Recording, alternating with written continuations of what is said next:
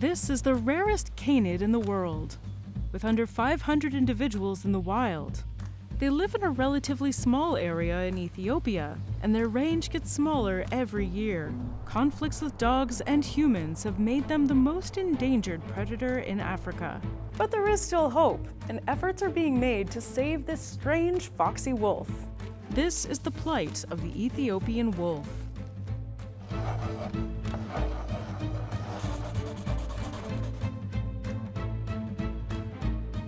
Hi, I'm Danielle Dufault, and you're watching Animal Logic. The Ethiopian wolf is one of the rarest animals in the world. If you've never seen one, you're not alone. Very, very, very few people have. As their name suggests, they're only found in the Horn of Africa, living on the remote high plateaus of the Ethiopian highlands. This is a cold environment few large wild animals thrive in. Some of their neighbors in this punishing ecosystem are the gelada, the walia ibex, and the mountain nyala. But despite all this apparent potential prey and vast habitats, there are under 500 Ethiopian wolves left in the wild, making it the world's rarest canid and the most endangered carnivore in Africa. Because of this, we're only beginning to understand them. But what exactly are they? They're cute, scraggly little guys for sure, but their appearance doesn't really scream ferocious wolf. Like, tell me this isn't a fox. Their place in the canid family tree was a subject of debate for decades. Survival is tough for every animal, even the deadliest predators on the African savanna. It's a life you probably wouldn't want to experience, but that you can simulate. Thanks to today's episode sponsor, Beast Lord. Beast Lord is a strategy game where you command a group of animals as they expand their territory, look for resources, grow the community, and engage in animal warfare. He's doing it, he's doing the thing. The animal and building graphics have really cool designs, and there are over 500 animal hero illustrations in the game. You can choose your favorite animals to cultivate. Every animal has a specific role. The elephants are like bulldozers that help you expand your land and find resources. Lemurs, with their tiny little hands, are food collection specialists. And hawks are able to survey unexplored lands, which makes them perfect scouts. The game is super easy to pick up, and if you use the code BL777, you'll get abundant resources to help develop your tribe quickly. I also chose the Gatherer class so that I can quickly produce resources, helping me become a stronger lord. You can improve your tribe quickly by getting a lion as a combat hero. It's a great character with high combat and leadership skills, which makes him great for beginners. It also increases the number of troops in your squad, so you can then quickly challenge for the throne of King of the Jungle. You can get it by downloading the game from here and logging into the game for 2 days in a row. Click on the link in the description and let's play together. And now, back to one of the greatest real-life alphas, the Ethiopian wolf. Ethiopian wolves have a puzzling look, which is reflected in the huge number of names they've gone by. I'm going to tell you some of their names and where they come from to see if they make any sense to you. First of all, it's of course the name Ethiopian wolf, which is based on its similarities to the African wolf and the Arabian wolf.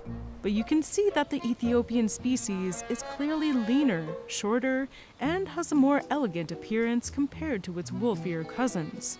Their second most popular name is the Simian jackal, named after the Simian Mountains of Ethiopia and the coloring of the golden jackal. They do look pretty similar, especially when jackals have the characteristic white throat markings. But the Ethiopian wolf is taller, more reddish, and much more huggable. Not that you should hug them.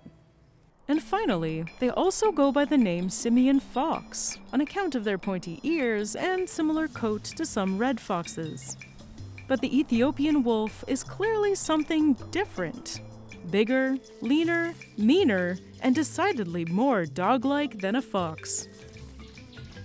Unless you just look at the face, then it's straight up foxy. So is it a fox, a jackal, or a wolf? Who is this mysterious canid? DNA analysis came back with a shocking answer. They're more closely related to European wolves and North American coyotes than to other African species. How is that even possible? The leading theory is that about 2 million years ago, the range of the gray wolf extended well into Africa. Some populations found a home in the Ethiopian highlands and became small prey specialists due to the abundance of rodents in the area.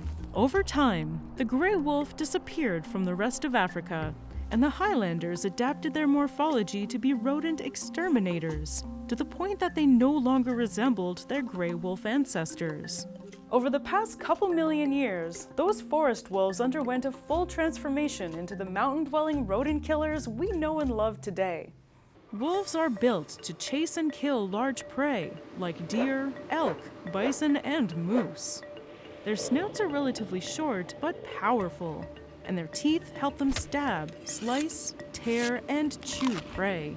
The Ethiopian wolf snout has become elongated, with more spaced-out teeth to better catch and grasp its squirrely meals. Its legs are made for pouncing rather than long-range chases, and their coloring blends in with the grass in the eyes of the burrow-dwelling rodents.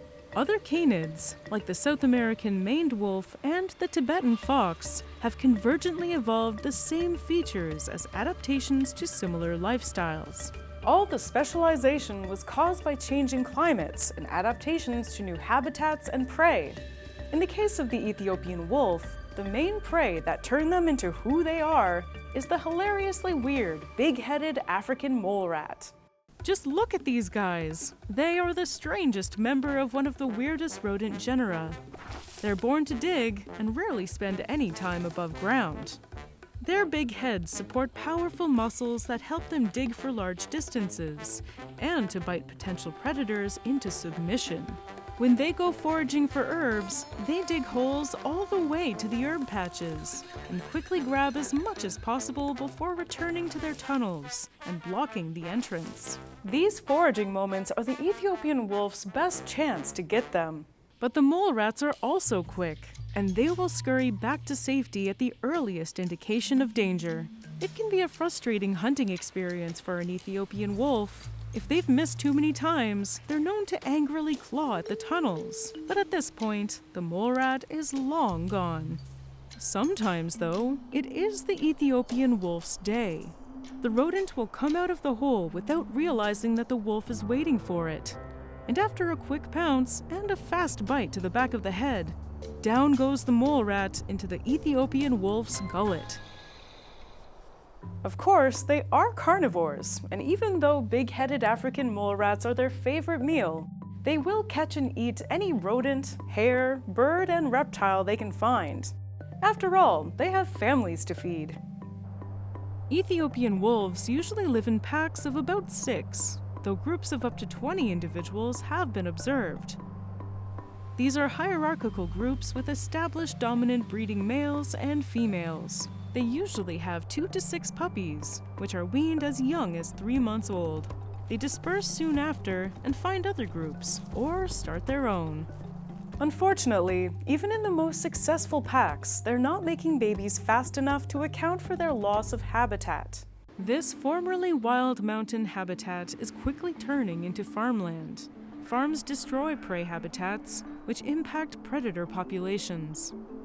The growth of the barley industry in the region has been particularly damaging to rodent populations. On top of this, the areas between mountains have been developed by humans. This means that for wolves to travel between hunting areas, they have to cross roads and possibly be in contact with humans and their dogs. Dogs are a problem because they can give Ethiopian wolves diseases like rabies and distemper, or mate with them, creating hybrids that don't have the unique features that Ethiopian wolves need to survive in the mountains. Even cattle are a hassle to Ethiopian wolves because they overgraze and eat the local rodents' food. Thankfully, there are some ongoing conservation projects, like the Ethiopian Wolf Conservation Program. Their work combines education at the grassroots level to promote wolf protection, as well as a vaccination program for both dogs and wolves, restoration of native plant species, and a translocation of wolves between mountains to keep the separate populations genetically healthy. It's a difficult job, so if you want to help save the Ethiopian wolf, go to their website and see how you can help. Maybe we can help them thrive as much as their northern wolf relatives. So what should we talk about next? Please let me know in the comments, and don't forget to subscribe for new episodes every week. Thanks for watching. See ya!